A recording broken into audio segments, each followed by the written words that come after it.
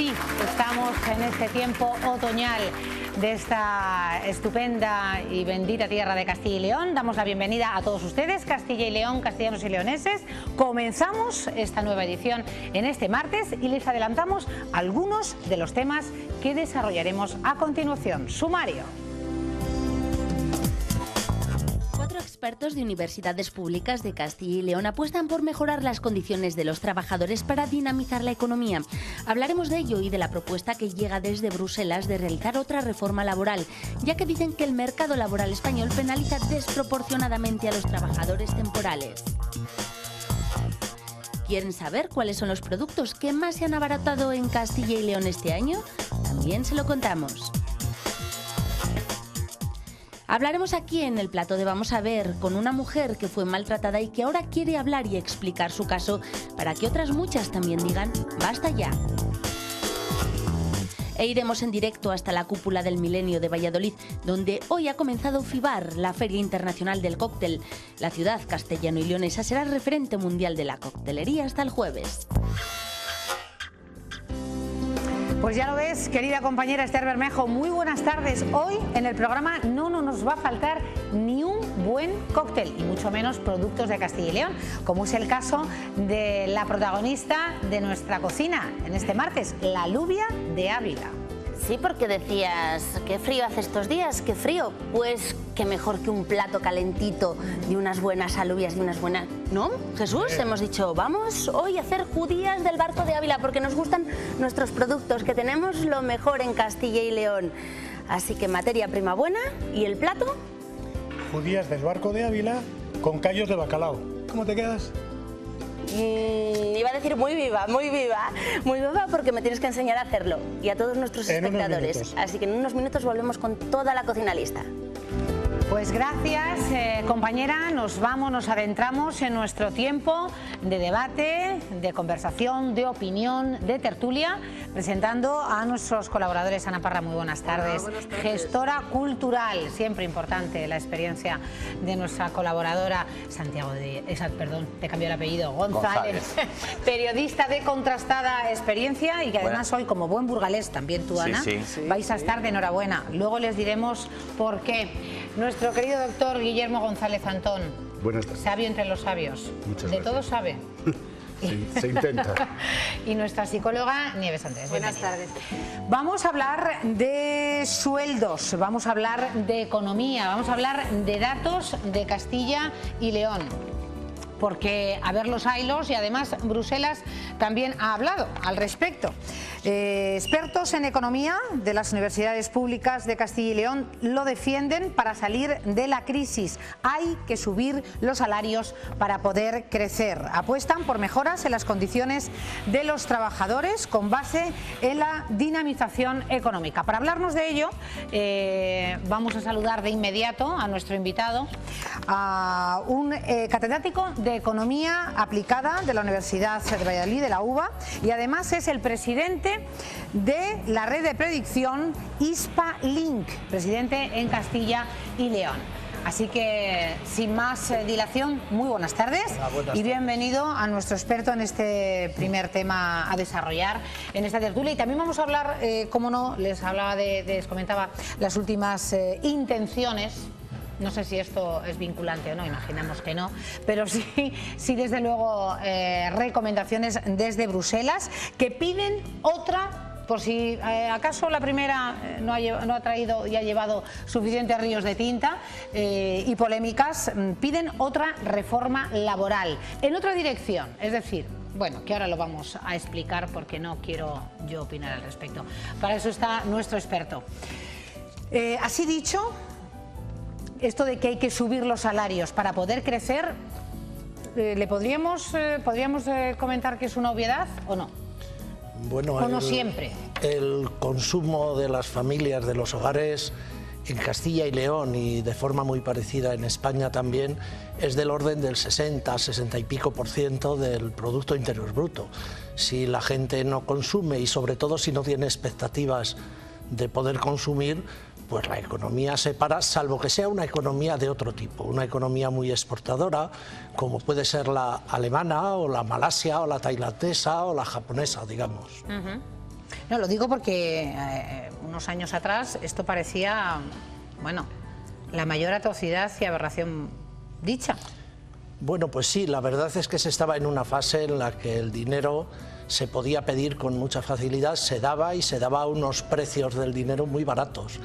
Entonces, cierto es que este país ha estado funcionando en una situación que era muy difícilmente sostenible en el momento en que se empezaran a exigir pagos de las deudas. Eso sí que ha sido verdad.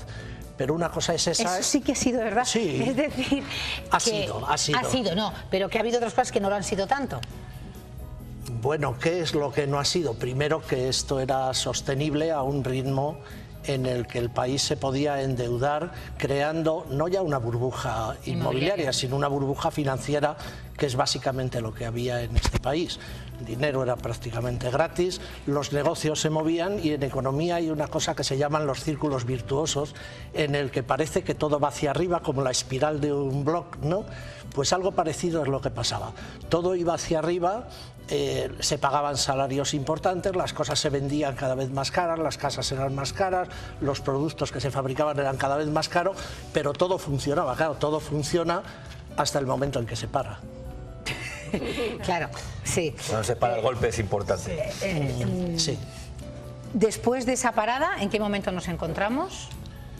Bueno, ahora... ¿Podemos hablar de crecimiento? Digo, para que los telespectadores y con un experto en economía sí, claro, tengamos claro dónde estamos. Sí, de dónde venimos. Hombre, parece que lo vamos teniendo claro porque lo hemos padecido, pero ¿hacia dónde vamos o dónde nos encontramos? Ahora mismo hay un acuerdo general en que la economía, la española y la regional, están empezando a crecer, pero eso... ¿A qué ritmo? No es débil. Un ritmo, pues probablemente Castilla y León este año no llegue al 1%, España se quede entre el 1 y el 1,2, 1,3%, todavía no está cerrado el año, pero bueno, pero más o menos las cosas pueden ir por ahí. Es decir, para utilizar ejemplos médicos, Guillermo, hemos estado en la UCI y nos han subido a planta, pero estamos todavía mecanizados. Sí, pero la planta está en la UCI, es decir, en economía, en economía no hay esas distinciones que hay en los hospitales. Hay muchos riesgos, es decir, que ahora mismo se está en una situación en la que la idea dominante, la idea que más predomina, pero no es gratuita, es porque los indicadores están diciendo eso, es que la economía empieza a crecer, pero no está claro que esto sea ya una avenida que no pueda llevar otra vez hacia abajo. Es decir, eso no está claro, nunca está claro, pero ahora hay veces que los riesgos son muy pequeños, ahora los riesgos son bastante importantes. ¿Y los mayores riesgos que tenemos frente a nosotros para que ese crecimiento vaya más? ¿Cuáles son, señor Rojo? Bueno, pues el crecimiento, todo el mundo parece coincidir que en estos momentos depende más de la demanda externa, es decir, de lo que se exporta, que de lo que se consume dentro de España, con lo cual el mayor riesgo es si los que pueden comprarnos cosas nos comprarán. Nosotros vendemos de nuestras exportaciones, pues ahora no recuerdo la cifra, pero puede ser un 60 y algo % dentro de la Unión Europea. Si Francia, si Alemania no nos compra, si Italia no nos compra, entonces las exportaciones se frenan y no sabemos qué hacer con lo que producimos, con lo cual no se invierte, con lo cual no se contrata, no se produce y volvemos al círculo. Esa es la espiral recorrida al revés, o sea, un nuevo círculo vicioso en la economía española. No es previsible hoy día, pero es un riesgo que no conviene desdeñar en estos momentos. ¿Y nuestra comunidad? ¿Dónde se sitúa en ese mapa que acaba de hacer respecto al crecimiento? Bueno, en general nuestra comunidad ha sobrevivido algo mejor a la crisis, es lo habitual también. En épocas de crisis una economía que es algo menos dinámica que el conjunto de la economía española resiste un poco mejor. Fluctúa menos. Pero aguanta un poco mejor, tiene un suelo un poco mejor establecido. Cuando empiezan las épocas más dinámicas, Castilla y León lo habitual es que crezca un poquito menos que España, que en ese sentido es más dinámica desde el punto de vista del crecimiento. Entonces nuestra idea hoy por hoy es que en 2014 Castilla y León crecería un poco menos, algo menos que España. Hablando de exportación, hoy vamos a tener a un invitado que lleva exportando décadas al extranjero y además es paisano vuestro, de Burgos. Vamos a tenerle en unos minutos y celebramos por supuesto esas exportaciones, y no solo nuestro invitado, hay muchas, cada vez más empresas en Castilla y León que exportan y exportan bien. exportan bien. y con Quería cantidad. aprovechar esto que comentas para preguntarle si el hecho de que se exporte más es porque como dentro no se está haciendo gran cosa para que exista este crecimiento o esta demanda interna, al final las empresas que aquí ven que nosotros no consumimos se están esforzando en ser lo máximamente creativos o publicitarse de la manera más posible para que fuera... Sí, bueno, tenemos un refrán que dice que el hambre aguza el ingenio. El ingenio. ¿no? Y parte del asunto sí que está siendo Claro. ese. Una parte es que las empresas que no venden dentro pues están dedicando recursos, trabajo, esfuerzo, inteligencia a ver cómo pueden vender fuera, a ver dónde pueden vender, no solo fuera, sino el fuera es muy grande, sino dónde se puede vender. Y luego hay otra cuestión que tiene que ver también con los precios. Los precios en exportación han bajado, la economía es... Lo de competitiva podríamos hablarlo porque eso es un polígono con muchas esquinas, digamos, pero desde luego es más barata. Los Nos estamos regalando casi para poder sacar... No exactamente, pero bueno, pero sí se está vendiendo a buen precio y entonces se mejora en los mercados. Yo quería comentar que hablar de economía la verdad es que da un cierto pudor porque parece un tema súper sofisticado, pero yo agradezco además la introducción que ha hecho de comparar los países de consumo interior o los exportadores, porque parece ser que yo, hasta donde he leído, no es que haya vivido, por suerte, de ninguna crisis económica se ha salido con la reducción de salarios. Casi todas han intentado incentivar el consumo, tanto países exportadores como no exportadores, porque realmente si no se consume acaba parándose la economía, es decir, si no hay un cierto consumo, y aquí lo que hemos visto hasta ahora, y de hecho economistas como usted han dicho que era un error, esta bajada de salarios ha paralizado la economía nacional de una forma brusca. Sí, es bajada de salarios, pero insisto, también de expectativas. Es decir, el problema es que la gente, los españoles están o estamos, digamos, guardando dinero porque no sabemos lo que va a pasar. Si las cosas claramente mejoran y los riesgos disminuyen, las empresas empezarán a invertir más. Está habiendo un problema ahora mismo de inversión en España y esa inversión lleva dos cosas. Primero, que las empresas que producen bienes de inversión producirán más y pagarán más salarios, pero además que si invierten es también porque luego van a poner a asalariados a trabajar, a producir, y esos son salarios, y sobre todo la idea de que se ha empezado el círculo virtuoso, si bien de una forma muy lenta, pero que se habría iniciado el círculo virtuoso. Esa es la idea. Ana. Sí, de todas maneras todavía falta seguridad. Yo creo que en esta sociedad, no solamente económica, sino de todo tipo. Entonces, cada vez que abres la televisión y ves las noticias del día, es decir, estamos ahora mismo pasando, yo creo que la mayor crisis de valores, política, social y económica que hemos pasado en la historia reciente de España. Entonces, esto significa que, por supuesto, es inseguridad. Y la economía, yo he oído muchas veces hablar a los economistas que tiene mucho que ver con el estado de ánimo. Y realmente el estado de ánimo de nuestra sociedad es más bien bajo. El que tiene dinero se lo guarda porque no sabe cuánto le va a durar, no sabe qué nuevos impuestos le van a someter y se lo van a quitar todo, no saben en dónde invertir, porque inviertes en un sitio, lo pierdes, lo inviertes las preferentes, inviertes en casas, te vale un tercio de lo que compras. Es decir, no sabemos, hay una gran inseguridad y eso está perjudicando. Pero desde luego, como decía Guillermo, de ninguna crisis se sale a base de asfixiar a las clases medias. Yo creo que eso es lo que está pasando en España. Por todos los sitios, al final los paganos somos las clases medias. ¿Crees que la reforma laboral ha sido un acierto? No. Directamente a usted.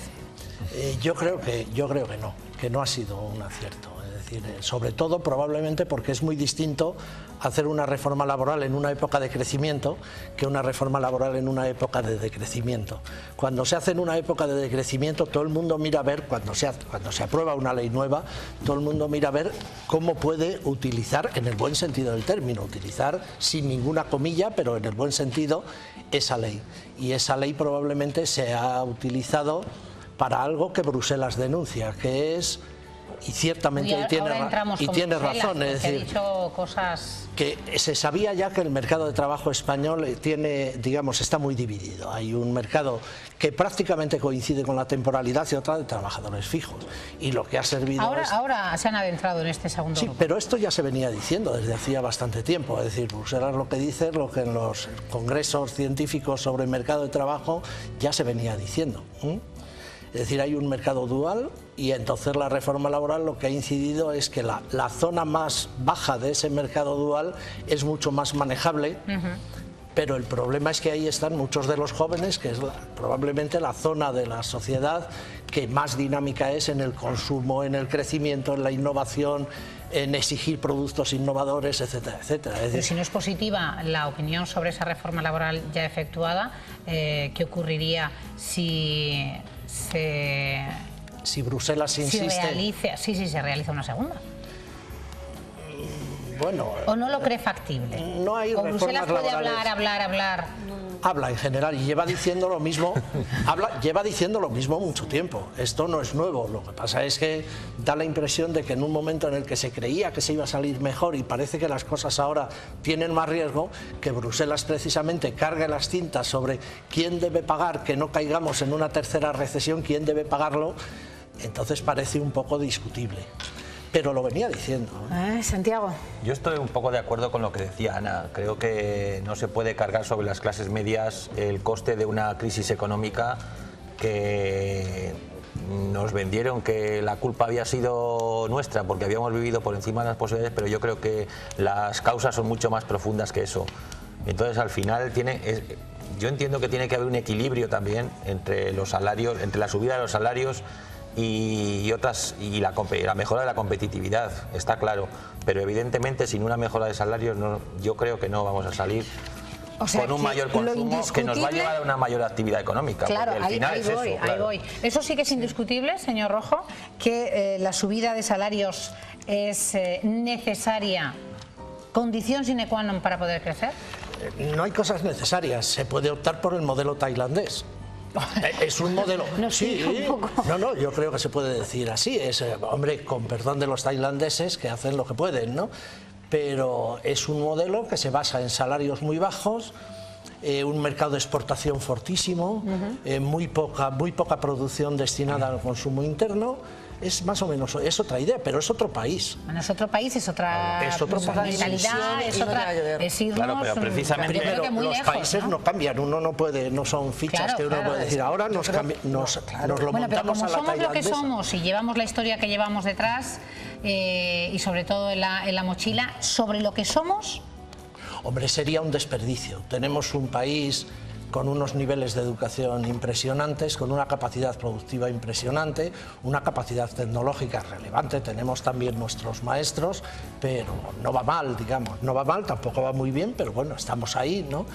Entonces, con lo cual ahora, no podemos, desde el Ministerio de Economía se debería de optar por incentivar esto que los expertos economistas como usted... Hay muchas cosas, digamos, por un lado... Hay que incentivar el consumo privado y el consumo solo se incentiva inyectando si tienes poder adquisitivo, si no, inyectando dinero de forma que las empresas empiecen a trabajar mejor y que el sector público empiece a consumir también más. Vamos hacia un año electoral, veremos probablemente un incremento del gasto público, como suele ser habitual. ¿Y de esa liquidez para las empresas también lo veremos? ¿Los bancos no es fácil aforarán ese dinero para poder dar liquidez a las empresas? Que no es fácil, lo que están demostrando los bancos es que lo que hacen es comprar deuda pública, que les resulta muy bien, y fortalecer sus propias posiciones, en parte, no se puede generalizar, pero en parte sí. Y se les puede obligar, porque decirlo se dice, pero luego hacer...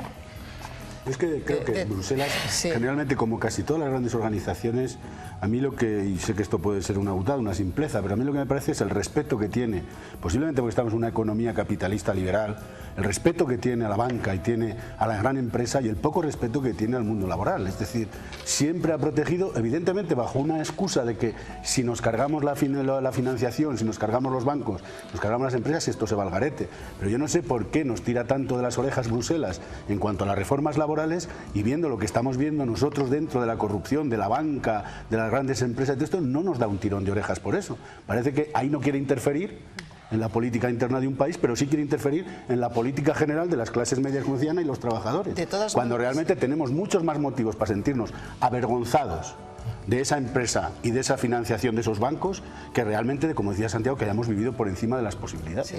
Además es que se ha bajado la deuda de las familias, es decir, nos hemos puesto las pilas, las familias, hemos recortado gastos brutalmente, y la deuda de las familias ha disminuido, pero sin embargo la deuda del Estado cada vez avanza más. No podemos sostener, es decir, ya no se puede más, ya no nos pueden asfixiar con más impuestos. Esto, de alguna manera, las administraciones tienen que ser adelgazadas, pero de verdad, porque es la única manera de que esta economía pueda sostener pues unos mínimos, digamos, razonables para todo el mundo, quitando los gastos superfluos totalmente.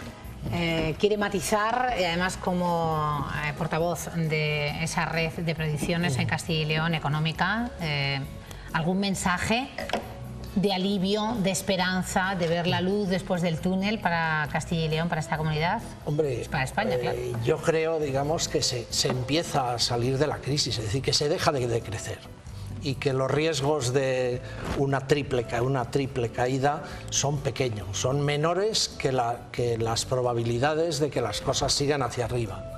Ahora se está muy abajo, todo hay que decirlo, es decir, al que ahora mismo está en paro no le puedes decir que se va a crecer un 1%, porque si él no crece ni un 1, ni un 0,1, ni un... Que se lo digan a los últimos datos que hemos conocido hoy de Cáritas, donde 1 de cada 6 castellanos-leoneses está en la pobreza. El mensaje es que hay posibilidades a corto plazo, y luego que hay que preparar el terreno a largo plazo, que ese es el gran problema de este país, es decir, educación, formación, innovación.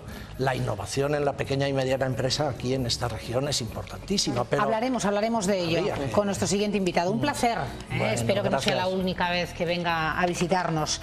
Catedrático de Economía Aplicada de la UBA, don José Luis Rojo, hoy con nosotros en la tertulia. Vamos a hacer una pausa y a la vuelta vamos a hablar de los 10 productos que han reducido, han rebajado sus costes para el consumidor, y también, por otro lado, vamos a hablar de los que lo han incrementado. Vamos a comentarles qué productos y de qué manera han aumentado y disminuido en los últimos meses de este año 2014. Todo esto en unos minutos.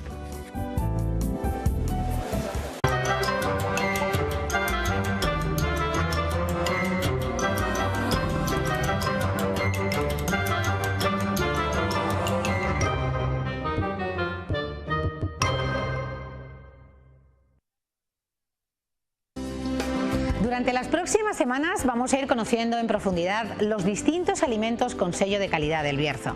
Productos como la pera conferencia, la manzana reineta, la castaña y el botillo son ejemplos representativos de la gastronomía del Bierzo.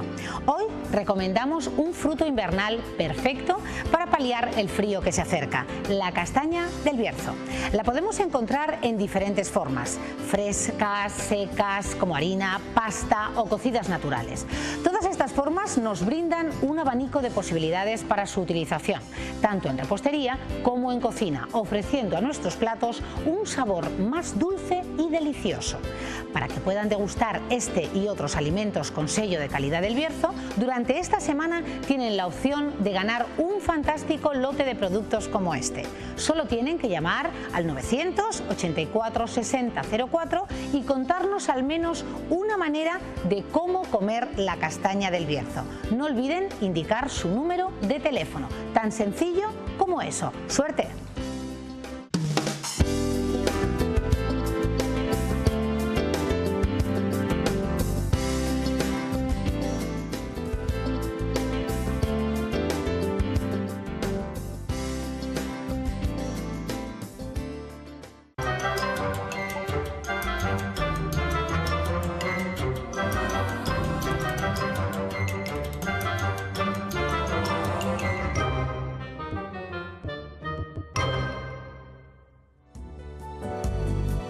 Pues en unos minutos estará con nosotros el señor Da Silva. Antes vamos a conocer cuáles son los productos que más se han abaratado este año, en estos 9 últimos meses del 2014 en nuestra comunidad.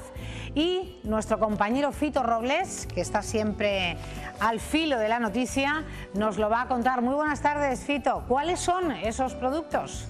Buenas tardes, Cristina. Vamos a intentar hacer más sencillos los datos que recibimos hoy sobre el IPC.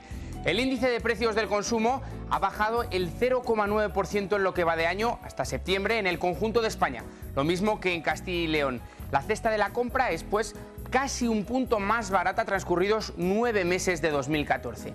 Pero no todos los productos que la componen han evolucionado de igual forma y mientras unos son muchos más baratos, otros son algo más caros. Vamos a ver dos gráficos para que la gente lo entienda mucho mejor.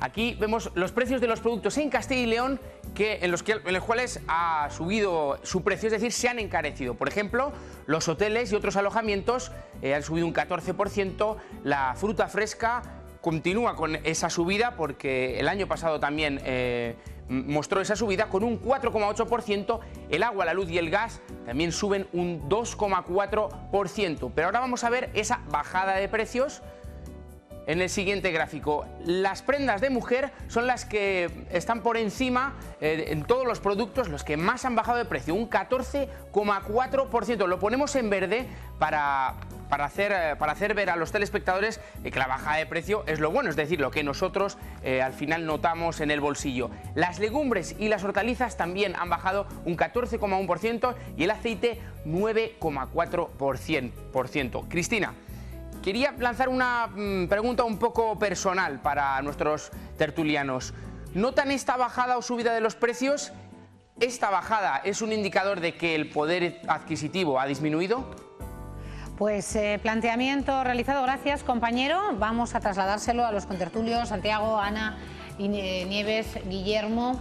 Bueno, en principio la ley... ¿Os ha sorprendido? Sí, la ley de la oferta y la demanda... ¿Cuáles han subido es la y cuáles que han marca? bajado? Hombre, a mí lo de la ropa de mujer me llama mucho la atención. Porque está carísima. Claro, está carísima y entonces la gente, las mujeres dejamos de comprar o compramos cosas más baratitas porque monas tenemos que seguir yendo, claro. Y más cuando salimos en la tele. Hay que decir que la ropa de hombre también ha bajado. También. La de hombre también ha bajado. Pero nosotras más. Poco menos. Yo la bajada en las prendas de mujer no la he notado. Yo no la he notado, pero sí que, hablando en serio, sí que me parece, al menos mi conocimiento, que me perdonen si estoy cometiendo un craso error, pero de la gente que yo conozco del ambiente de la confección, siempre comentan que es que se trabaja con unos márgenes tremendos, es decir, en la confección se parece que se está trabajando con un 200 y pico, un 300%, con lo cual, claro, uno se explica cómo se pueden rebajar determinados productos a precios que antes eran impensables sin que eso se pierda dinero. O sea, cuando ves un más allá de vaciar los stocks, de vaciar rebaja almacenes. y supones Entonces, que todavía ganan... Que los principios, vamos, que cuestiones de primer orden, porque claro, la hostelería, verdaderamente los hoteles... Y la hostelería ha subido. Y los hoteles hasta un 14%. Pero yo sé que eso perfectamente, claro, alguien puede necesitar un hotel y que esto que le voy a decir parece una tontería. Pero bueno, el que alguien se hospede en un hotel mejor o peor puede ser una cuestión circunstancial. Pero la legumbre, el pan, que haya subido la luz, que haya subido el agua, que suban los principios más fundamentales... Eso es una mala noticia. ¿No? Y además, hablando de lo que más nos ha sorprendido, la bajada de precios en prendas de vestir, realmente es que la venta por internet está comiendo todo el mercado. Se reducen los costes. Claro. Entonces los comercios están bajando los precios porque la competencia en internet es brutal. Entonces tienen que... Yo creo que también hay dos cosas más o menos peligrosas. Una, sí que es cierto, yo creo que sí que es cierto que ha bajado el precio, pero quizá habría que preguntarse si ha bajado la calidad. Yo creo que también ha bajado la calidad y por eso ha bajado el precio. O sea, qué duros a 4 pesetas. Claro, quizá la misma ropa del año pasado, este año no ha bajado. Pero este año quizá haya otro tipo de prendas con menos calidad que cuestan menos dinero. Peor cosidas, con menos hilo. Claro, y eso hay que tenerlo en cuenta. Y luego análisis también, hecho, sí. otra cosita muy corta es que hay que tener en cuenta que el hecho de que bajen los precios supone también un pago menor a los productores, que al final no dejan de ser gentes y empresas de Castilla y León. Y eso yo creo que sería mejor al contrario, es decir, no importaría que subieran un poco los precios, siempre que se pagara más a los productores y la gente tuviera un menos a los intermediarios. mayor nivel Y adquisitivo. también el salario. Claro, eso digo. Más salario. Mayor nivel Bueno, vamos a adquisitivo. seguir hablando de productos, pero en otro sentido. Por supuesto, para enorgullecernos de la innovación, de la ilusión, de la creatividad que este empresario burgalés, al cual le vamos a pedir se una a nuestra mesa, Roberto da Silva, lleva 4 generaciones, definen el perfil empresarial y familiar de embutidos de Cardeña muy movido. y de Roberto da Silva. Ha desarrollado una verdadera fábrica de ideas e innovación desde Cardeñadijo. Bienvenido. Encantado de estar aquí. Roberto da Silva, le veíamos haciendo de coach, de empresario de éxito. Bueno, el empresario, además es que yo cuando hago esta presentación, más que yo hablo primero del fracaso para llegar al éxito. Es decir, el éxito no llega a base de chistera, o sea, el éxito llega a base de esfuerzo. Entonces, una de las cosas que llevo bastante tiempo haciendo y sobre todo es comunicar cómo el fracaso puede ser el principio del éxito. Es decir, todos los proyectos que en principio tú les emprendes con mucha ilusión, en muchos momentos es que esos, vamos a decir, esas ideas, esos pensamientos de que vas a tener un gran resultado, acaba provocando el efecto contrario, ¿no? Entonces, resurgir de ese planteamiento es muy americano, o sea, no es nada español. En España, cuando fracasas, generalmente te cierran las puertas. La experiencia de ciertos fracasos te da el conocimiento suficiente como para no cometer los mismos errores. Es difícil de verlo aquí, pero si lo comunicas, si lo hablas con gente, sobre todo porque lo he hecho, por ejemplo, en institutos, chavales de 17 años, 200 chavales de 17 años, tenerles durante 1 hora y media hablando de fracaso cuando están en el punto de inicio de su vida, que no saben si van a estudiar algo, no saben si es su carrera, no saben si es su futuro, entonces, en cierto modo, buscan más reflejos, como por ejemplo, yo puedo contarles que estaba entrenador del equipo nacional de esquí acrobático y al final mi mejor año fue el año donde me rompí. Es que yo le iba a preguntar que dónde está el fracaso de Roberto, que está al frente de una empresa que lleva 4 generaciones, que es puntera en eso, en creatividad, en ilusión, en innovación, en muchas cuestiones, que está exportando desde hace muchos años fuera de nuestras fronteras. ¿Dónde está el fracaso suyo? El fracaso, a ver, no todo es en el momento, por eso digo, no es solo el momento que vivimos, sino es el momento donde salimos, ¿no? Entonces, generalmente tú cuando haces un salto, yo por eso cuando hablo del esquí, hacer un doble mortal con pirueta no quiere decir que todos los saltos salen perfectos, generalmente hasta que te sale bien, seguramente te has metido bastantes batacazos, ¿no? Entonces, en este caso, es decir, si tú empiezas teniendo mucho éxito, ¿cuál es la culminación del éxito? Se te queda un nivel muy alto. Generalmente intentas llegar arriba, pero cuando empiezas con pocos medios es a base de entrenar, a repetir, experiencia y vas obteniendo pequeños resultados. Te van posicionando, qué duda cabe. Pero yo cuento esos fracasos y fracasos consiste a lo mejor tu primer proyecto, cómo acaba siendo una ruina por el hecho del desconocimiento de cuál es tu sector, hacer un mal estudio de mercado, hacer un mal planteamiento de tu idea. ¿Le ha ocurrido a usted? Sí, a mí me ha ocurrido, yo me he arruinado 3 veces. Me ha arruinado 3 veces hasta el límite de la ruina y encima tener lesiones, no tener medios ni recursos para poder salir hacia adelante y hoy a lo mejor es el resultado de mucha ilusión. Antes hablaba... ¿Y qué le sirvió para resurgir de las cenizas? Hay siempre una idea, siempre tienes que tener un objetivo, un planteamiento, un objetivo en el horizonte que sea al cual que quieres llegar. Si tú no tienes objetivos, ¿Y cuál quería, Roberto? Ilusión. ¿Cuál era para él el objetivo? Ilusión, yo tengo una hija que tiene 20 años, que es ya esa 4ª generación que está en puertas, además una gran estudiante, además guapa, simpática, todo el mundo lo dice. Claro, que va a decir tu padre. Entonces, no, bueno, habría que ver la foto. Que dijera que... Sí, pero bueno, es como yo, alta, rubia, con los ojos azules. Entonces, verdes, usted les tiene verdes. No, pues yo azules, como mi madre. Entonces, esa diferencia de carácter siempre tienes al final el reflejo de la necesidad de quedar bien con alguien. Entonces, al final quedas bien con los de dentro, ¿no? Entonces, o tienes ese reflejo por dentro, tienes ilusión de sacar los proyectos hacia adelante, o si no tienes ilusión, no eres capaz de innovar ni de pensar, te bloqueas y tiras para abajo. De todas maneras, si me lo permite, y muchos telespectadores estarán escuchándole, además atentamente dirán, pero bueno, ¿qué me dice a mí este hombre? A él porque le ha venido todo rodado o porque tenía una empresa ya que tenía su andadura y sus cimientos. En fin, que es complicado, aunque le metas ilusión a la empresa, hay veces que no responde el mercado. Pero hay que meterle dinero también. No, vamos a ver, esta Que empresa... no solo es ilusión, es importante. Esta empresa hace 18 años estaba en quiebra absoluta. O sea, es decir, la quiebra absoluta que se te lleva el matrimonio, se te lleva la economía, se te lleva el futuro y estás hundido a los límites. Es decir, cuando ya quiebra todo y quiebra la familia, prácticamente no tienes nada por delante, ¿no? Entonces, cuando yo siempre digo, y sobre todo en mis charlas, lo que hago siempre es hablar de todos los fracasos son sucesivamente en cascada, lo sucesivamente tan agresivos como para llegar al límite más bajo. Y hay una cuestión, cuando estás en el límite más bajo de lo peor que te puede suceder, solo te queda una solución. Subir. Claro, sí. Eso es lo que acaba diciendo todo el mundo, subir. O subes o te quedas. Entonces el que se queda, si no tiene ilusión, es un planteamiento. Es decir, yo cuando hacía esquí acrobático tenía una cuestión muy clara, estar a 10 metros de alturación de un doble mortal, todo el mundo piensa que te vas a escogotar. Entonces la diferencia en eso es decir, yo pienso dónde voy a caer. Entonces me gustaría caer bien. Si caes bien te aplauden, si no caes bien, algunos no te aplauden, otros se ríen. La diferencia en este caso, a algunos les da pena. Entonces tú luego tienes dos opciones, o abandonas o sigues entrenando. Es el planteamiento de la innovación, o abandonas o sigues entrenando. Cuando se exige innovación no se puede exigir innovar. Tú lo que tienes que hacer es plantearte continuamente, es decir, ¿qué tengo que hacer para mejorar? Si no repites, si abandonas, nunca harás proyectos. Pero puedes tener ilusión, pero como dices, estar en la ruina. Y entonces, ¿cómo inyectas tú? Ahí vamos. ¿Cómo inyectas tú? La morcilla. Cuando no te dan dinero, cuando no te dan dinero de ninguna parte. Empresa, hace 18 años, en ese momento. Nosotros hace 18 años hacíamos lo mismo que los demás. Ya me ha contestado. Ya he contestado. Hacíamos lo mismo que los demás. Hubo un momento que decidimos cambiar.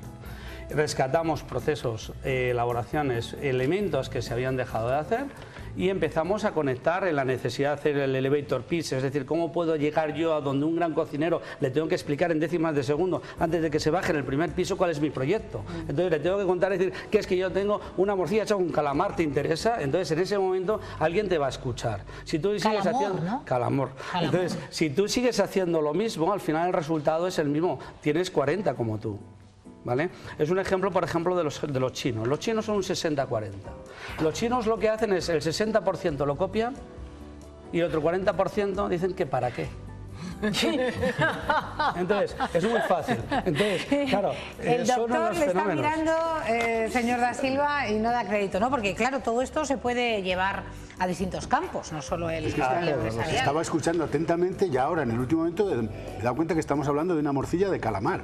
Por ejemplo. Por ejemplo. Claro, ¿cómo puedes llamar la atención, por ejemplo, de un arzado, un subijana o alguien en un nivel del escalafón de la alta cocina, es decir, un primera división, con un producto tan humilde y tan feo como puede ser la morcilla? Porque la morcilla es fea, por donde la pintes es fea. Y larga. Estoy viendo pero el récord Guinness. ¿Cuántos metros fueron? 185. 187 metros, hicimos dos récords, 187 metros en crudo y luego 175 cocida. Cocida. Pero una morcilla de calamar, ¿a qué sabe? A mar y tierra. Entonces, bueno, aquí tenemos hoy un cocinero 5 estrellas, que ir a probarla. Que no tiene nada que envidiar al señor Subijana, etc. De Castilla y León, Jesús Sanabria, nuestro cocinero 5 estrellas. Sí, bueno, somos unos amigos. Claro. ¿Se puede? Se puede hacer. ¿Se puede conseguir lo que uno tiene en mente? ¿Se puede plasmar? Yo siempre hablo de I+D+I, que está muy de moda, y hay una cuarta I, que es la de la ilusión. O sea, o tienes ilusión o esto no funciona. Tú si tienes un proyecto y como no tengas ilusión, los proyectos se acaban muriendo. O sea, no te da lo mismo. O sea, importante es la formación, evidentemente, ¿no? Importante es el planteamiento de la investigación, evidentemente. Pero si todo esto no tiene mucha ilusión, tú al final no te sale nada. Es de lo que más tiene Roberto Da Silva, ¿no? Yo siempre he vivido mucha ilusión, menos dinero, pero más ilusión. Al final el dinero es un vehículo nada más. Santiago y Ana, como paisanos, burgaleses. Yo me encanta que de Burgos salga gente tan innovadora y tan apasionada. Él dice ilusión. Yo creo que lo que tiene este hombre es mucha pasión por su proyecto, pasión por su empresa. Y eso se transmite. Y cuando una persona tiene pasión, nada le puede salir mal. Yo pensaba que los de Burgos romperíais una lanza ahora mismo por la morcilla clásica de Burgos. No. Es que hay la clásica, Lo que demuestra mi teoría es que los de Burgos son muy corporativos. Les da igual de qué sea la morcilla. La morcilla de Burgos clásica, la que habéis exportado en el mundo, Es la Pero tradicional. yo creo que hay que combinar lo clásico con lo moderno o con la... Que conste que yo me apunto a lo del calamar. Y yo, ¿eh? Con lo novedoso. Hay que tener Yo quería estómago preguntarle a para Roberto comerla, ¿eh? Yo quiero probar ¿cómo eso. llegáis a esas innovaciones? Hay muchos, supongo que en el camino hay muchos proyectos o muchas investigaciones, muchas cosas que sacáis que luego no triunfan. Sí, se quedan en el laboratorio. El primer laboratorio es el de casa, ¿no? Evidente, porque no tenemos un departamento de I+D como la gran... Somos una empresa pequeñita, modesta, ¿no? Entonces con la Thermomix de casa, las cazuelas, los pucheros, batidores, agitadores y tal, entonces en casa empiezas a hacer cosas. Hay muchas cosas que se quedan, hay otras cosas que se reservan. Yo estoy sacando proyectos de hace 5 años ahora mismo, que los sacaremos adelante en breve. Lo que sí que es cierto es que hay una conectividad directa en la falta de interés, por ejemplo, por un sector muy determinado que es la alta hostelería, que es donde quieres jugar tú. Todo el mundo que juega un deporte quiere jugar en primera división, ser élite. Entonces al final con ciertos comportamientos no puedes ser élite. Entonces lo que sí que es cierto es que si empiezas a trabajar de una forma muy cuidada, muy esmerada, y lo que he insistido, repitiendo, trabajando y esfuerzo, acabas siendo élite, es decir, ser un Nadal de tu profesión, ¿no? Entonces yo al final toqué muchas profesiones, a lo mejor pues distintas actividades, yo siempre me dediqué al deporte y digo que confundí la velocidad con el tocino, ¿no? Pero bueno, es una frase como manida, pero al final el resultado está aquí, ¿no? Me gusta mucho el deporte, he vivido el deporte. Y tiene mentalidad de deportista. Tengo mentalidad de esfuerzo y no hay necesidad de ganar. El deporte es competición, pero para que haya competición tiene que haber varios. Claro, qué bueno. Es así. Sí, sí, sí. Y la cuestión es eso, es una cuestión de esfuerzo, trabajo, constancia, repetición y al final el demandante, pues generalmente este cliente que quieres llegar a él, que es la alta cocina, el gran restaurador, que te pide algo específico. En una ocasión un cocinero me dice, oye, ¿me puedes hacer una masa de morcilla que sea un poco más contigo, más cebolla, porque quiero hacer unos canelones? Y yo, pues claro, cómo no, just in time, dar productos a medida. ¿Cuánto es el valor? Que por ejemplo nosotros sacamos un producto como los nachos de morcilla y Martín Berasategui me pidió 3 meses hasta que los comercializásemos para meternos en su carta de primavera. ¿Cuál es el valor? ¿Se los vendo o no se los vendo? Los utilizo para 5 ponencias en 5 países distintos. Es decir, tu prestigio va en la relación de lo que alguien te pide, ¿no? Entonces hay una cuestión que es prestigio, lo consigues a base de sacrificio y esfuerzo. Primera posición en Google a nivel mundial. Sí, bueno... Lleva ya 2 décadas, además situando la morcilla de Burgos en Internet.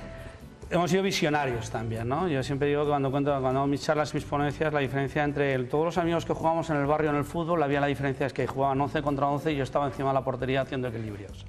Veía todo el partido desde arriba, no lo radiaba, simplemente observaba cómo se peleaban por un balón perdido. Entonces, O sea, ¿qué que ocurre? siempre fue diferente, desde pequeño. Sí, diferente, comportamiento diferente. Es decir, siempre he hecho equilibrios. O sea, entonces, o caes bien o caes mal. Hay veces que caes bien, te haces daño, otras veces caes mal y no te haces daño. Entonces, en este caso, cuando por de encima, por nuestra finca, por nuestra parcela, pasaba la fibra óptica hace 20 años, no sabíamos para qué servía, pero creíamos que aquello tenía futuro. Entonces empezamos a preguntar qué era esto de Internet. Y entonces solicitar el primer dominio en el año, pues estamos hablando de 96, 97, nos costó vamos a decir, una peregrinación a través de gestores adecuados y homologados para llegar a Estados Unidos que nos diesen el dominio de morcilladeburgos.com. Llevamos 18 años en Internet. Bueno, yo le emplazo al señor Da Silva a que venga más a menudo a esta tertulia y nos impregne de todos esos valores que yo creo que son y que tienen que estar la mente de todos, pero no solo porque seas emprendedor. Que traiga morcilla. Y que traiga morcilla. También. La siguiente ocasión en la que esté aquí, imagino que nos dejará también de gustar algunos de sus productos. Yo encantado. Yo lo que pasa es que yo no venía, yo no es como Raval que venía a hablar de mi morcilla. Yo venía a hablar. Lo que sí que he hecho ha sido arrimar el ascua a la morcilla. Pero yo le voy a decir otro, que aprovechando que el Pisuerga pasa por Valladolid, la próxima vez que venga, sí, que nos den morcilla, Cristina. Yo quiero que bueno, como aguas abajo no cuesta, en cualquier momento me tenéis aquí. Un placer, un placer. Encantado. Que nos haya ilusionado y apasionado este gran empresario burgalés. Siempre que queráis. Gracias, Roberto Da Silva. Gracias. Gracias, pero nos vamos antes con nuestro compañero Fito Robles, porque aún hay temas, Fito, de actualidad que comentar. Muy buenas, Cristina. Bueno, guardadme una morcilla, que yo también quiero. Nos vamos hasta Burgos. Las Edades del Hombre se despiden en Aranda de Duero con la exposición Eucaristía, 19ª de su ciclo histórico, y pone prueba a la que se conmemorará en Ávila y Alba de Tormes ya en 2015, el 5º centenario del nacimiento de Santa Teresa de Jesús. Más de 200.000 personas han visitado Eucaristía desde el pasado 6 de mayo, fecha de su inauguración, que han clausurado con un recorrido simbólico el presidente de la Fundación de las Edades del Hombre, el obispo de Ávila, Jesús García Burillo, y la consejera de Cultura de Castilla y León, Alicia García. Nos vamos a ver el siguiente vídeo donde hablan también de las edades del hombre, que ponen punto y aparte. Eucaristía ha sido, después de la del Greco, la exposición más visitada de España. Hemos superado la cifra de 300.000 que han recorrido las iglesias de Santa María y de San Juan. Aranda ha recibido en octubre más turistas que en todo 2013, muchos atraídos por las edades. También hace el lugar, ¿no? El atractivo turístico que tiene Aranda y la Ribera es importante. En las últimas jornadas se han vendido hasta 6.000 entradas al día. Me ha gustado mucho es la contraposición entre las obras antiguas y modernas. Sobre todo el concepto de Eucaristía, cómo está resuelto y cómo te embulle. Santa Teresa protagonizará la próxima edición y hay artistas que preparan obras. Me gustó mi obra de San Lázaro por el tema, tiene que ver con la Eucaristía, y es posible que el año que viene esté también en Ávila con una Santa Teresa. En primavera volveremos a ver colas en Ávila y en Alba de Tormes. Y la siguiente noticia nos lleva hasta Valladolid, donde Francisco Claro Álvarez, concejal de la localidad vallisoletana de Aldea Mayor de San Martín, ha sido detenido por un posible caso de malversación de fondos públicos. La operación de la Guardia Civil, por orden del juzgado de Valladolid, ha terminado con el edil a disposición de la autoridad judicial, en concreto del juzgado número 2, que es el que está de guardia. Según ha trascendido, el ayuntamiento efectuaba unos ingresos en cuentas particulares de varios concejales para uso de los partidos y no para que fuera destinado al uso personal como quizá hubiera ocurrido. Esto es todo, Cristina, y en cuanto tengamos más noticias hablaremos. Claro que sí, gracias, compañero. Seguiremos hablando de actualidad. Santiago, teníamos una sí, última hora. El concejal este de Aldea Mayor al final ha quedado, bueno, al final no, de momento ha quedado en libertad provisional. Sin fianza, según ha decretado el juez. Habrá que ver luego si... Bueno, entonces este municipio no deja de sorprender, ¿eh? Sí, últimamente. Respecto a situaciones, Ana. Sí, pues es una más que de corrupción. Sí, es una herida más hablábamos antes de ilusión, de confianza, de fe. Pues todas estas noticias pues vamos a ver si nos dejan recuperarla y no perderla. Yo tengo la sensación de que muchos gestores municipales, provinciales, políticos incluso bordean siempre la línea de la legalidad para ajustarse a los presupuestos. Lo que sí que también creo es que algunos se la saltan con toda tranquilidad y pasan de legalidades y hacen lo que les da la gana. Bueno, gracias, como siempre, nos vemos pronto a los 4. Vamos a hacer una pausa, pero vamos a escuchar... es verdad, si es que tenía mi compañera Esther, iba a la canción, pero no, antes que Juan Carlos Vega está nuestra querida compañera Esther Bermejo y nuestro cocinero 5 estrellas, Jesús Sanabria, que sin duda Esther hoy va a cocinar la alubia de Ávila, pero también habrá utilizado esa buena morcilla de nuestro invitado de hoy, cuando quieras. Sí, muchas veces, pero como decíamos, con este frío, con esta lluvia, apetece un plato calentito, consistente, y para eso tenemos pues nuestros platos castellanos, nuestra cocina tradicional, pero siempre con un poquito de improvisación e innovación aquí por nuestro cocinero 5 estrellas. ¿Qué vamos a utilizar? Hemos dicho productos de la tierra, judías del Barco de Ávila. Para hablarnos de ella nos acompaña Nicolás esta tarde. Pero vamos a dar los ingredientes, luego conocemos a Nicolás y que nos cuente por qué estas judías son especiales. ¿Te parece? De acuerdo. Venga, vamos a dar nuestro plato. Jesús. Primero lo que vamos a hacer es el plato. Unas judías del Barco de Ávila de riñón. Sí, porque hay muchos tipos, luego decimos todas las variedades. Con callos de bacalao. Que no los tradicionales de vaca, correcto, no, de bacalao. Y almejas. ¿Qué necesitamos? Pues primero, lógicamente, la alubia de riñón. Para cocerla, una cabeza de ajo, una cebolla y un par de hojitas de laurel. Importante, ponerla a remojo 12 horas. Eso es muy importante. Muy importante. Y luego cocerla lentamente. Como decimos en 2 horas siempre, aproximadamente. Los platos con dedicación, con tranquilidad. La legumbre tiene que tener su tiempo. Como todo en esta vida. Bueno, como todo. Pero bueno, hay cocina que lo mismo la puedes dar un poco más de cancha. En este caso yo la legumbre poquito a poco, lenta tiene que estar, ¿vale? Que seguimos. Los callos de bacalao. Los callos de bacalao son los callos del bacalao. Claro. Es decir, del intestino del bacalao. Estos vienen en sal, esto está pues desalado, o sea, salado como cualquier bacalao. ¿Qué hacemos? Les ponemos a remojo igual 12 horas. La noche anterior... 12 horas. Exacto, solamente con agua, como cualquier desalado. Importante cambiarlo 2 o 3 veces, que se me quema la cazuela. No. En el momento que los tengamos así, les cocemos con agua simplemente. ¿Vale? Y ahora empezamos, si te parece. Sí, Nicolás, no te quedes ahí atrás, porque hoy hablábamos que íbamos a utilizar las judías de riñón. ¿Qué peculiaridad tienen? Porque decimos que las judías del Barco de Ávila tienen muy poquita producción, entonces están muy valoradas. Porque la importancia la da la tierra. Exactamente, es el medio, la tierra, es la climatología, hay que tener en cuenta que es una zona de sierra, la zona de Gredos. Los suelos son arenosos y muy permeables, las aguas son muy cristalinas, son muy puras, tienen muy pocas sales. Esa es un poco la clave. Esas aguas con las que se riegan las judías del Barco de Ávila, al no tener sales, no le incorporan esto a su piel y hace que tengan una finura especial y por eso no notamos la piel. Y que son tan ricas. Exactamente, además del sabor que también lo aporta el medio y el saber hacer de los agricultores, que se hace de una forma muy tradicional todavía, porque ahí no hay grandes mecanizaciones y entonces todo es como muy ecológico. Y como estamos ahora siempre volviendo, pues como tú decías, a lo ecológico, a lo tradicional, a lo más sano, sí, lo más saludable. Así es que es un reducto, yo diría. Habría que ver todavía los cultivadores cómo hacen las cosas que parece que son del siglo pasado. Un compañero nuestro ha estado grabando allí y lo ha visto, cómo las personas mayores incluso están recogiéndolo como lo hacían antiguamente. Sí, porque no tienen quizá las infraestructuras que hay en la agricultura moderna, son zonas, ya digo, de media montaña, donde no se pueden meter grandes máquinas, grandes tractores, y no les queda más remedio que hacerlo de esta forma tradicional y convencional. Pero muchos jóvenes de ahora, con esto de la agricultura ecológica, también lo están haciendo de manera tradicional.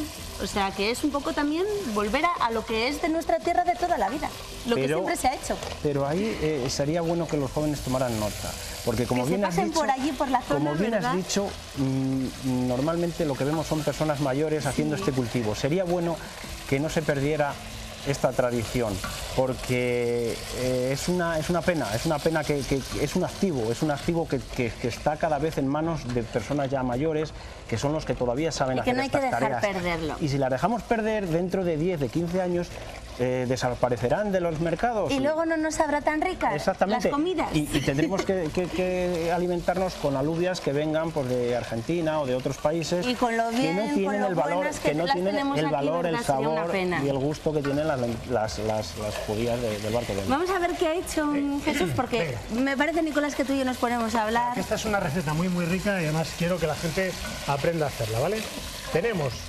Hemos hecho una especie de salsa verde, fíjate, el aceite, ajo, perejil y las almejas. Tenemos aquí los callos cocidos, hemos dicho 12 horas. 12 horas. Que sería, vamos a ver, para que vean el callo, es que esto es interesante. Mira. Ahí tenemos el callo de bacalao, que lo hemos cocido 12 horas y cambiado el agua 2 o 3 veces. Le hemos cortado en trocitos y lo vamos a incorporar a las almejas. Lo vamos a rehogar un poco, hemos puesto un poquito de vino blanco también, ¿eh? Callo, tú fíjate qué sabor. El olor viene, es una maravilla. ¿No te viene, Nicolás? Sí, ya lo creo. ¿Y aquí qué tenemos? Pues mira, las alubias. Nuestras judías del Barco de Ávila. Que las hemos cocido, hoja de laurel, cebolla y la cabeza de ajo. ¿Y ahora qué hacemos? Cuando tengamos abiertas las almejas, incorporaremos las alubias aquí. Me decía Nicolás que por qué la hacía así. Y es muy sencillo. Estoy invirtiendo el proceso, porque normalmente, si nos damos cuenta, en casa o las hacemos habitualmente, ahí ponemos el sofrito y lo ponemos ahí. Sí, es verdad. Bueno, pero lo estamos invirtiendo. Te lo digo yo como que lo hago todos los días. ¿Sabes por qué? Porque, mira, es muy difícil coger el punto a la almeja y al callo de bacalao. Y así que haremos, vamos a ir incorporando y le vamos a dar el punto de sal que nosotros queramos. Si no, se nos puede estropear el guiso porque puede ir demasiado salado. ¿Vale? Que tomen nota en casa, entonces, es importante. Exactamente. Mira invertir el orden. Esto, mira, que aquí sí que alteraría el producto. Claro, final. Sí, porque la almeja te puede venir bastante más salada y el callo de bacalao hay veces que te viene, aunque le desalas las 12 horas, pues te puede venir un poquito más grueso o menos grueso y puedes jorobar el guiso. Mira, esto así sería unas almejas en salsa verde. Que esas me encantan a mí, también. Con callos de bacalao, pero nosotros vamos a rizar el rizo. Vamos a poner la judía con todo su caldo y le vamos a incorporar un poquito de azafrán. Oye, un momentín, antes de irnos a publicidad, que tenemos que irnos ahora. Nicolás, ¿cómo sabemos que no nos están dando otras que no son las judías del Barco de Ávila?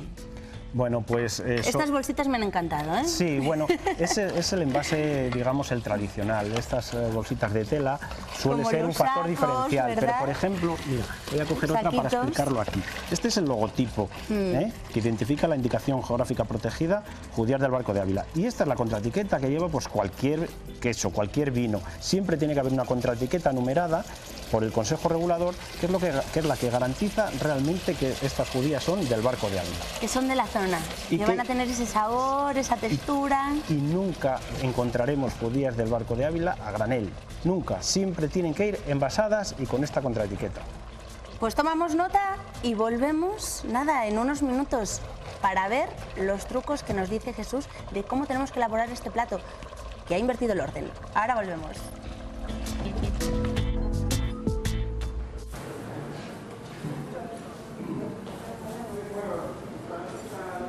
Cada día mueren 17.000 niños por causas que podemos evitar.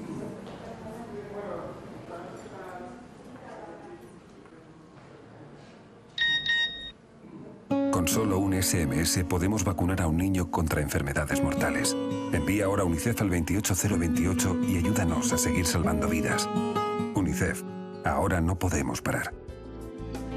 Pues efectivamente, como no podemos parar, nosotros, Castilla y León Televisión y por supuesto este programa, mañana tendrá momentos especiales de ayuda a la infancia, gracias a ese SMS 2808 de UNICEF.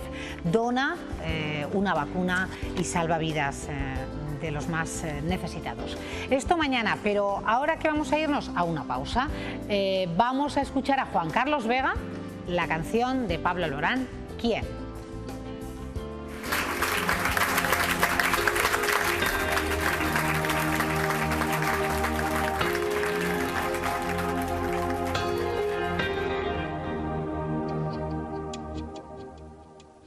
No te atrevas a decir te quiero.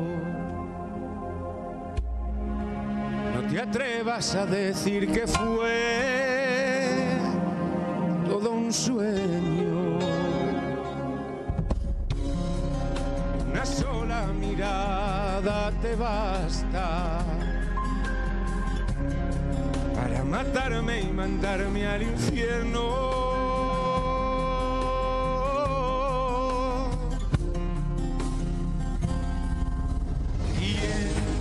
Abrirá la puerta hoy para ver salir el sol, sin que lo apague el dolor que me dejó aquella obsesión de tu corazón con mi corazón, de mis manos temblorosas arañando el colchón.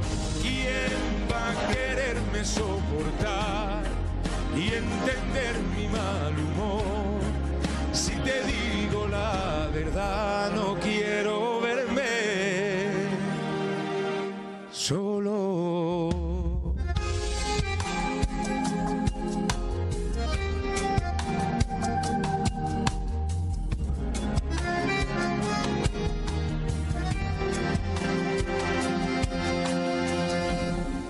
Me conformo con no verte nunca. Conformo si ya no haces parte de mi vida. Te ha bastado una noche con otro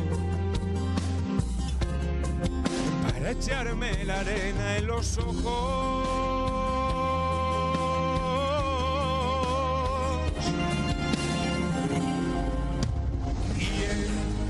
Abrirá la puerta hoy para ver salir el sol, sin que lo apague el dolor que me dejó aquella obsesión de tu corazón con mi corazón, de mis manos temblorosas arañando el colchón.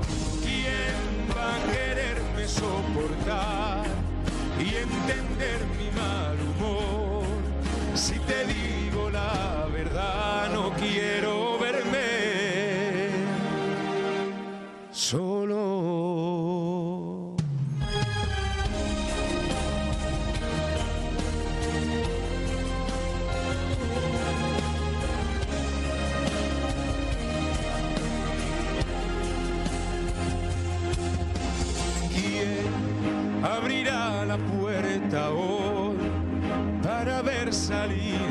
sol, sin que lo apague el dolor que me dejó aquella obsesión de tu corazón con mi corazón, de mis manos temblorosas arañando el colchón. ¿Quién va a quererme soportar y entender mi mal humor? Si te digo la verdad, no quiero verme solo.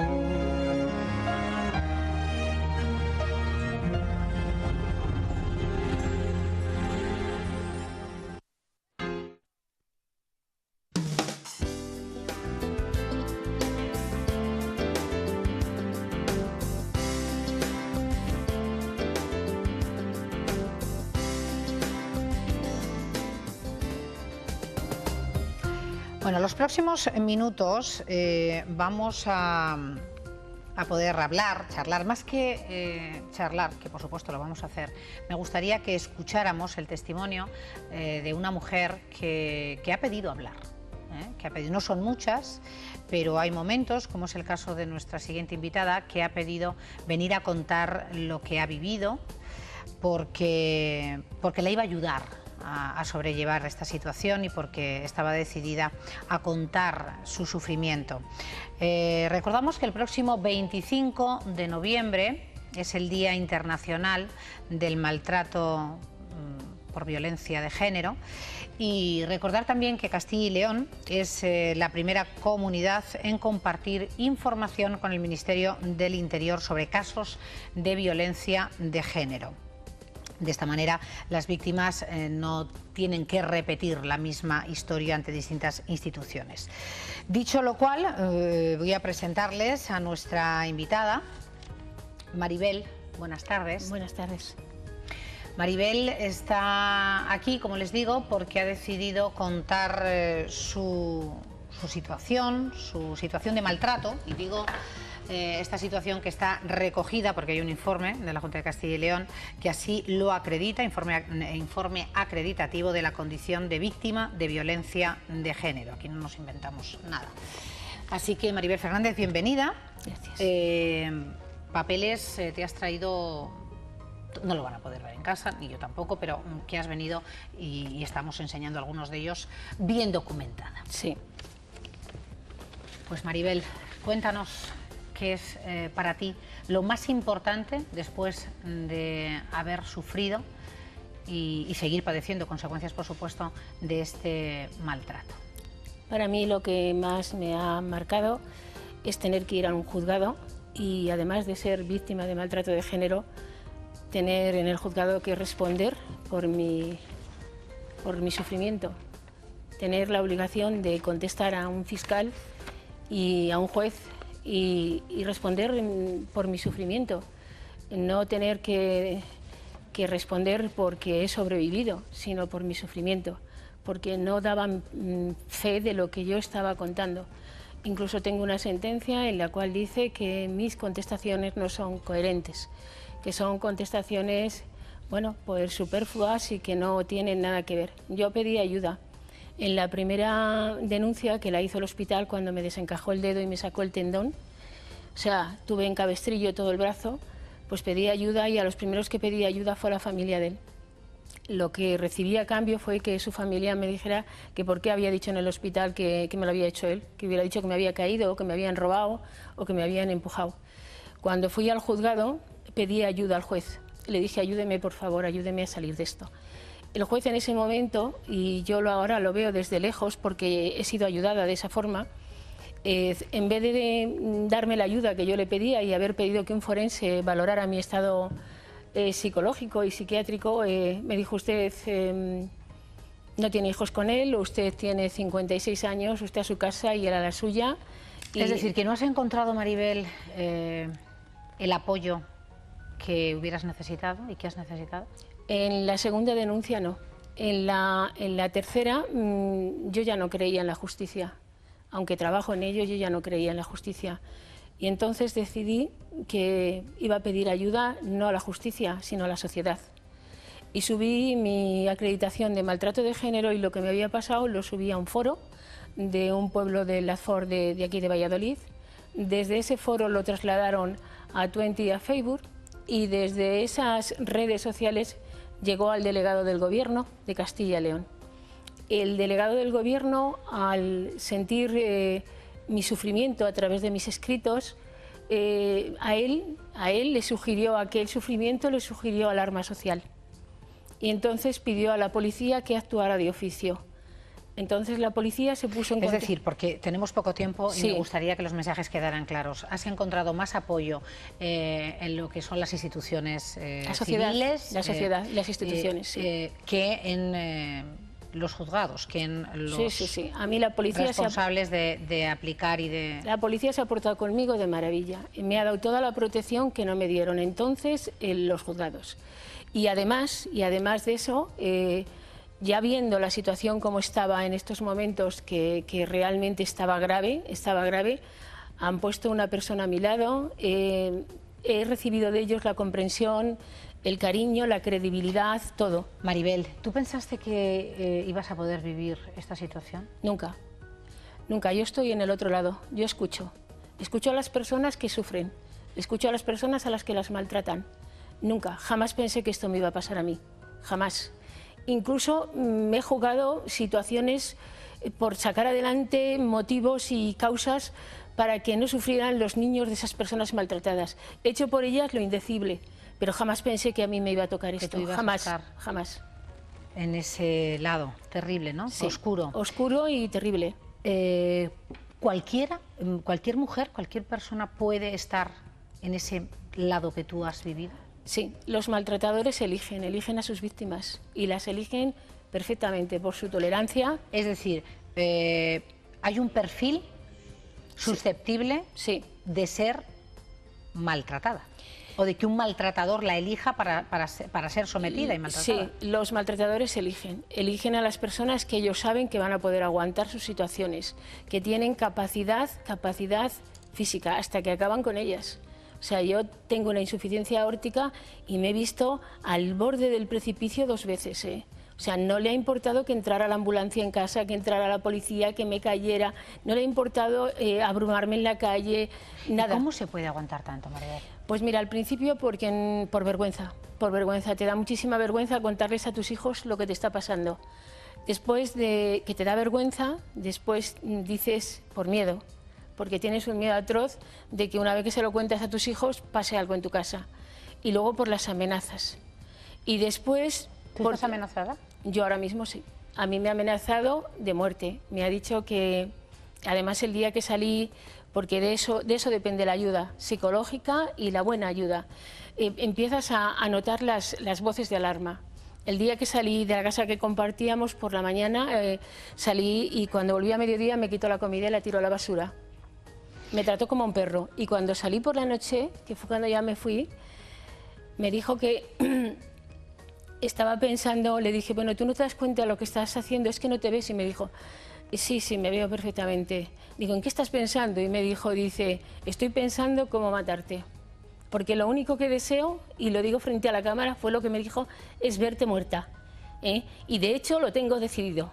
Te van a esperar 2 sudacas a la puerta del despacho y te van a pegar 3 puñaladas. Maribel, ¿por qué has querido venir a contarlo? Porque quiero que lo sepan, porque quiero que sepa todo el mundo lo que me ha hecho, lo que me ha dicho, lo que he sufrido. Y yo no tengo por qué vivir con esta carga toda la vida. Quiero que sepan que las personas de corbata y las personas que aparentan y que lucen una dignidad y una educación que no tienen son los peores, los peores. Quiero que lo sepan toda la gente que me conoce, toda la gente que le conoce a él. Y quiero que sepan que si me mata o si me manda a matar, ha sido él, no ha sido nadie. Las cosas no surgen por el azar, las cosas surgen porque han sido planificadas y preparadas. Como también ha surgido mi maltrato y como también ha surgido lo que ha terminado. Yo he pasado momentos de que no me daba cuenta de lo que me estaba pasando, de que no lo veía. Me lo decían mis hijos, me lo decían mis amigos, me lo decía todo el mundo. ¿Cómo se llega a depender emocionalmente como tú has dependido y otras personas en tu lugar también? Pues se llega a depender cuando hay maltrato severo, un maltrato psicológico y además físico severo, cuando te someten físicamente, cuando te violan, cuando te hacen de todo. Entonces, cuando ya estás metida en ese pozo, cuanto más te hace, más le necesitas, más quieres estar a su lado. Es tremendo lo que dices, cuanto más te hace, más le necesitas. Cuanto más le necesitas, porque se ha metido en tu cerebro su voz. Y entonces es como cuando tú adiestras a un perro. El perro conoce tu voz y atiende a tu llamada, ¿no? Pues esto es igual. Porque tú le has perdonado 20 veces. 20 veces le he perdonado. Y le he perdonado porque siempre sabía cómo hacer. Vamos a aprovechar, Maribel, que hayas querido venir a contarlo. Muchos años has callado, ahora quieres gritarlo a los cuatro vientos. Las personas que pueden estar ahora viviendo circunstancias similares a las que tú has vivido, ¿qué las dirías? ¿A esas personas? Sí, ¿cómo las podrías ayudar? ¿Cómo te hubieran ayudado a ti? A mí, cuando yo no creía a nadie, yo lo que haría para que esas personas se den cuenta, yo me acercaría a ellas, no me distanciaría de ellas, me acercaría a ellas y les enseñaría otra forma de vida. Yo he aprendido otra forma de vida. Yo tuve la gran suerte de... He aprendido. O sea, te la han tenido que enseñar. Sí. Y cuando estás en un entorno como el que yo vivía, solo él te va aislando y tú no ves, te quedas sin amigos, no ves a tu familia, no deja entrar a tus hijos en casa. O sea, es así, solo sales con él, solo estás con él, solo vives con él, solo él es tu vida. Entonces, yo empecé a viajar con una asociación de jubilados. Ellos me enseñaron otra forma de vida. Ellos me enseñaron a ver parejas correctas. Ellos me enseñaron a ver edades correctas. Ellos me enseñaron a ver trato correcto. Ellos me enseñaron a ver cómo se debía de tratar a una señora, lo que yo soy, una señora. Yo soy madre de familia. ¿Te has empezado a querer? No, me he empezado a ver. Llevo 7 meses de mi nueva vida, he vuelto a nacer. Y entonces, a esos señores les doy gracias, porque esos señores le han desenmascarado a él. Y esos señores han sacado a la luz lo que ya existía. Yo, que era una señora, pero él había destrozado a esta señora. Entonces yo solamente podía ir con él sonriendo, callándome. O sea, era una situación que dices, salgo a la calle, a mí me la preparaban en todos los sitios, en el Corte Inglés, en Valsur, en la calle, en la estación de la Renfe, en todos los sitios. O sea, no podía ni hablar. Maribel, ¿se puede salir? Sí. Sí, se puede salir. Llevo 7 meses, no he hablado, siempre hay que marcar distancia. Una buena defensa, unos buenos médicos, un buen tratamiento médico. Yo ahora tengo un tratamiento médico estupendo, me está yendo de maravilla. Un buen psiquiatra, señoras, acudan a los psiquiatras, que no pasa nada, que son médicos. O sea, que son médicos. Cuando ustedes van al médico de la piel, al de la piel. Y ahora hay que ir al médico de la cabeza, porque hay un problema psiquiátrico.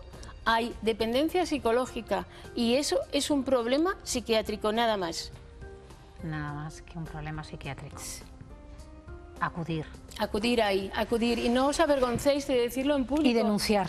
Y denunciar. Yo ahí lo tienes, denunciar. La primera vez yo no denuncié, denunció el hospital. La segunda vez yo sí que denuncié. Cuando se alejó yo denuncié. Y la tercera vez lo he hecho a instancia de la policía. Entonces, porque dijeron, si usted no lo hace, lo hacemos nosotros. Maribel, si le tuvieras frente a ti en este momento, ¿qué le dirías? Pues le diría que si yo hubiera sido hombre, cuando te vi masturbarte observando a mi hija o haciendo tocamientos a la menor que te vi en el bar, te habría cogido por las solapas y te había arrastrado a la calle hasta que te hubiera cogido la policía. Si yo hubiera sido hombre, cuando me insultabas, cuando me llamabas mamarracha, cuando me llamabas asquerosa. Infantil, María, ya. Sí que te voy a pedir. Sí, que... ya lo, sí, cuando me insultabas, te hubiera hecho lo mismo. Si yo hubiera sido hombre, el día que me amenazaste de muerte, te habría cogido por los brazos y te habría sacado a la calle para que te hubiera hecho cargo la policía. Y por último, si yo hubiera sido hombre, el día que me sometiste, ese día, te habría cogido con la fuerza física que tiene un hombre y te habría levantado de mí y no habría tenido que aguantar tus babas en mi pecho. Solamente Maribel, te diría eso. Me parece Yo soy una mujer, muy soy valiente. mujer y no tengo que pedir disculpas por serlo. Efectivamente, me pareces una mujer muy valiente por haber venido a un programa a contar y a gritar lo que has vivido. Los juzgados, porque estás pendiente de... Que me escuchen, por favor. De una fecha para ese juicio. Estaremos pendientes de esa resolución. Ojalá le condenen. Gracias por haberlo venido a contar. Maribel, no te muevas, no te muevas. Duros momentos. Recordamos que el próximo 25 de este mes, a nivel internacional, se intenta luchar y combatir esta lacra, este terrorismo de violencia de género. Próximo 25 de noviembre, hoy, a petición de ella, de Maribel, hemos conocido pues, lo que ha sido su vida, ¿no? Vamos a cambiar de tercio y nos adentramos, Esther, en el del gastronómico, en el de productos de la tierra de Castilla y León, en este caso de Ávila, la alubia de Ávila, que ya está, no sé en qué punto, si ya está hecha del todo, si vamos a poderla degustar. Cuéntanos. Ya lo tenemos casi a puntito, casi. Pero como bien decías, es que las legumbres de calidad nos las pide, no sé si el corazón, pero el estómago nos las pide. Hoy nuestro protagonista, judías del barco de Ávila. Vemos rápido lo que hemos hecho y seguimos hablando de ellas. Venga, vamos a ver. Aquí tenemos preparado, hemos dicho que hemos invertido el proceso, ¿vale? Y muy importante porque si no se nos podría estropear el plato. Correcto, por el exceso de sal. Aquí ya lo tenemos. Ahora lo que vamos a hacer es incorporar la alubia con mucho cuidado para no romperla. Por eso utilizo un cazo que no sea metálico. Pues ahí lo tenemos. Hemos hecho una cosa importante. Porque son muy tiernecitas. Claro, entonces hay que ir con mucho cuidado. Le hemos puesto en el fondo un poquito de harina. ¿Sabes por qué? Porque estábamos comentando con Nicolás, este tipo de alubia no tiene mucha harina, por eso queda así de suelta y de bonita. De tiernecita, claro. ¿verdad? ¿Para qué? Para engordar un poquito la salsa. Si es que dicen que son las perlas en el paladar, estas judías, las del barco de Ávila. Yo les recomiendo que hagan este plato porque es una verdadera delicia. Ahora simplemente te das cuenta de lo que estoy haciendo, mezclarlo, nada más. Ahí no vamos a meter la cuchara ni nada. Y estos 10, días, además, minutos, cuando llegas destemplado, es como que te revitaliza. Esto es una gozada, más distinto. Que le hemos puesto callos de bacalao, que eso es importante. Que no callos de vaca, no, de bacalao. Los callos de bacalao que les tenemos aquí, mirad, ¿ves? Ahí tenemos los callos. Ahora ves, ahora es cuando tendríamos que ir poco a poco probando la sal. Antes lo hemos probado y tenía un exceso de sal, ¿verdad? Sí, sí, estaban sabrosos. Y habéis ido rebajando. Correcto, entonces por eso se hace de esta forma. Poquito a poco. Ahí, poco a poco, lo vamos mezclando y mira qué color más bonito tiene. Mientras tú vas emplatando, yo voy a hablar con Nicolás de estas que me han llamado especialmente la atención. Las judías moradas. La morada larga, esta en concreto es la judía morada larga. Fíjate, mira, mira, mira, mira. Qué ricas. Qué ricas, ¿verdad? Además estáis de celebración en la IGP. Así la es. primera de España, aquí, la de judía del barco de Ávila. Sí, fue la primera denominación específica, que a la postre ha sido indicación geográfica protegida, la primera legumbre de España que fue protegida en el año 89 y que, bueno, pues este año se ha celebrado diversos actos para conmemorar este aniversario. Esto veíamos ahí en una de las recetas que tenéis, que abres una almeja, en un ladito dejas la almeja, en otro una judía y oye... Sí, hay diversas formas de preparación, es lo bueno que tiene una legumbre de calidad que es muy versátil y se puede poner de muchas maneras. Lo importante es lo que hemos dicho, la ternura, la mantecosidad, la piel fina, porque un judión... Esa perla en el paladar. Claro, con una piel áspera no hay quien lo trague, pero es que el judión de barco de Ávila es muy finísimo, suave, sí. muy finito. Pues ahí tenemos nuestro plato. Mira qué cosa más rica. A ver si no apetece ahora con este fresquito. Un buen plato de alubia del barco de Ávila. Hombre, que sí apetece. Eso es una maravilla. Ya lo tenemos. Ya lo tenemos hecho. Para acompañar, oye, que a lo mejor es bueno un buen cóctel. Que se está celebrando el Congreso Internacional en Castilla y León, en Valladolid. Referente internacional, pues a la vuelta de publicidad estará nuestro compañero Fito ahí en esa cúpula del milenio y nos dará nuevas ideas de cómo nosotros le hemos preparado la comida, que él nos prepara un buen cóctel. No es mala idea. Venga, pues a la vuelta un cóctel para nosotros, nos tendrá Fito.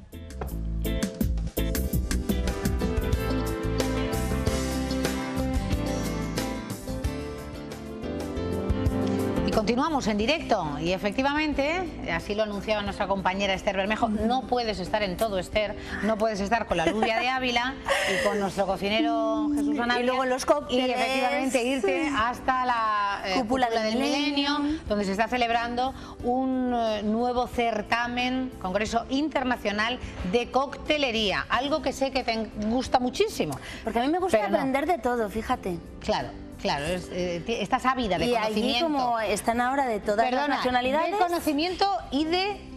¿Y de qué? Placer.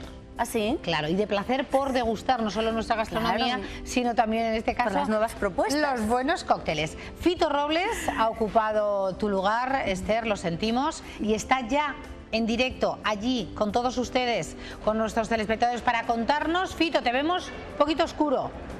A ver. Muy buenas, Cristina. Pues es que no me estás viendo, porque no fíjate de dónde salgo. Ahora sí. Ahora sí. Digo, ahora te oigo, sí. pero no te vemos. Claro, es que salgo del enajenatorium, algo que si se acercan hasta la cúpula del Milenio, ustedes pueden comprobar que sí, se pueden enajenar. Pero no solo es eso, aquí pueden disfrutar de muchísimas cosas más. Por ejemplo, está aquí nuestro compañero Carlos.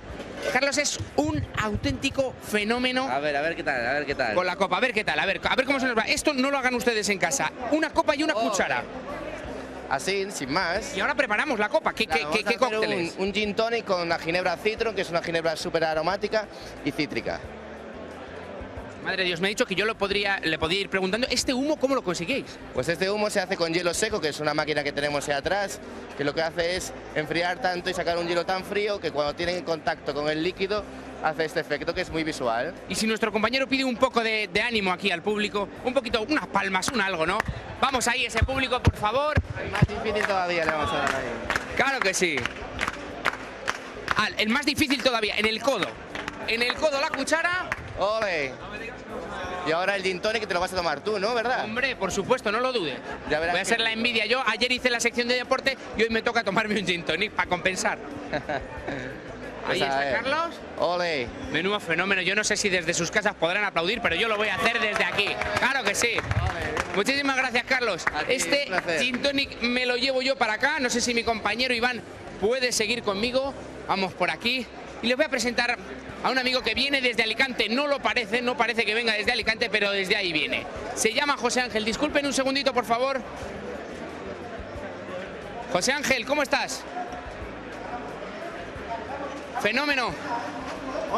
¿Cómo estás, amigo? Hola, buenas tardes, ¿cómo estamos? Decimos que nos queremos preparar un daiquiri tropical. Vale, bien, te voy a preparar un daiquiri tropical. ¿Sabes qué lleva un daiquiri tropical? No tengo ni idea que lleva un daiquiri tropical. De un daiquiri tropical tenemos aquí el concentrado de maracuyá, puré de mango, que lo tenemos por aquí también. Puré de mango, que se me desaparece. Uy. Vale. Por aquí está. Zumo de lima y ron tabú, nuestro ron tabú. Te lo prepara la misma. Bueno, desde Alicante, no sé si ves a mi amigo José Ángel Cristina, que me saca dos cabezas, pero me va a preparar un daiquiri tropical que no tenía ni idea. Puré de mango. Dime, hija. ¿De dónde es tu barman? De Alicante. De Alicante. ¿Pero ha nacido en Alicante? Sí. Vale, bien. Yo pensé que había venido de la Puritita Cuba o yo qué sé, o de República Dominicana. Eso pensaba yo, mami. Eso pensaba yo, pero así no es. Bueno. Pero me crié en Las Palmas de Gran Canaria. Se crió en Las Palmas de Gran Canarias. De ahí, claro, de ahí ese solecito. Nos está preparando un daiquiri tropical, que hemos dicho que lleva puré de mango, lima y 4000 cosas más que yo, de verdad, me parece dificilísimo. No hay nada difícil. No es nada difícil, claro. ¿Cuántos años llevas tú dedicándote a esto, José? Llevo 23 años ya. 23 años para preparar este cóctel, que aquí os vendrán miles de personas. Bueno, para preparar miles de sueños todas las noches. Miles de sueños todas las noches, porque esto es un sueño. No es lo mismo tomarse una copa en un bar cualquiera, ¿no? Que venirse aquí hasta la cúpula del Milenio. Van a estar, empezaron ayer, mañana también estarán. Fito, y yo no sé si me puedo quedar aquí yo solo. ¿Me puedo quedar? Dime. Puedes hacer lo que quieras, pero a mí me gustaría conocer, porque ahí hay unos clientes estupendos en esa barra con tu alicantino que tienen una cara de susto, que no saben lo que van a recibir. Pregúntales, ¿qué esperan? Eso digo yo. Oye, chicos, ¿Qué pensáis que os va a poner aquí? ¿Vosotros tomáis copas normalmente? Sí. ¿Cuántos años tenéis? 19. 19, bien. Normalmente las copas os las ponen, pues tú te pides un ron limón, normalmente las copas os las ponen fatal. Sí. Y aquí habéis venido con el amigo José Ángel, que sabéis que os la prepara a capricho. Sí, no atiende muy bien. ¿Y qué habéis pedido? Vosotros sois, no sé, tenéis... Aquel rosa hemos pedido. Aquel rosa que está allí, no sé cómo se llama. Ya, yo tampoco tengo ni idea de cómo se llama, pero es rosa y hemos dicho, eso tiene que saber a fresa por lo menos. Está riquísimo. Oye, chicos, ¿a vosotros qué os va a preparar el amigo José Ángel? ¿No os ha dicho cómo se llama? ¿Cómo se llama lo que nos vas a preparar? Es un Claver Club. Un Claver Club. Claver Club. ¿Os habéis quedado con la copla? Sí. Venga, va, yo con mi daiquiri tropical. Y yo no sé si, fíjate, nos hacen vídeos por ahí. Pueden venir ustedes aquí también, se hacen para conseguir una copita de estas solo tenemos que hacernos una foto, ¿verdad? Solamente hacerse una foto conmigo. Se hacen una foto contigo, que sé que Cristina y Esther les gustaría estar aquí para hacerse una foto con él, pero no puede ser. Me quedo yo aquí con mi daiquiri tropical y con 400.000 cócteles más. Yo no sé si llego ahora, si llego mañana al programa. Ya te he visto yo, si de verdad es que disfrutáis, que luego digáis que trabajáis, que estáis cansados, que hace frío, pero si os lo pasáis, vamos, de lo bueno lo mejor. Menuda profesión, menuda profesión. Bueno, que te dejamos, Fito, que te quedes un ratito más en esa feria internacional. Besitos de la coctelería disfrutando y bueno, Esther, tú y yo, nada, que nos lo cuenten, habrá que ir hasta el próximo jueves. Claro, tenemos tiempo hasta el próximo jueves. Ustedes tienen tiempo para esperarnos mañana más, en torno a las 4:15 en directo. Vamos a ver con cócteles y sin cócteles. Que sean felices.